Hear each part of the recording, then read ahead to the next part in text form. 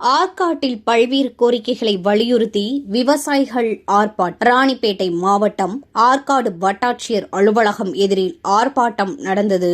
இதில் லாடாவரம் ஏரிக்கரை பகுதியில் பல தலைமுறைகளாக பண்படுத்தி பயிர் செய்து வரி தீர்வை பீமு முறையாக கட்டி வரும் ஏழை விவசாயிகளின் நிலங்களை பிடுங்கி துடிப்பதே பணபலம், அதிகாரம், செல்வாக்கு மிக்கவர், ஏராளமான ஏக்கர்கள், அரசு நீர்நிலை நிலங்கள், நீர்வழி ஓடை, ஏரி கால்வாய்கள், பொதுவழி பாதைகளுக்கு கூட வழிவிடாமல் அடைத்து கம்பங்கள் நட்டு முள்வேலி போட்டு சோலார் கம்பெனிக்காக விவசாயிகளின் நிலங்களை அபகரிக்க துடிக்கும் முன்னாள் எம்எல்ஏவுக்கு துணை போகும் அரசு நிர்வாகம் நீர்வள ஆதாரத்துறையை கண்டித்து தமிழ்நாடு விவசாயிகள் சங்கம் சார்பில் எல்சி மணி தலைமையில் ஆர்ப்பாட்டம் நடைபெற்றது. இதில் திரளான விவசாயிகள் கலந்து கொண்டு கோஷங்களை எழுப்பினார்கள்.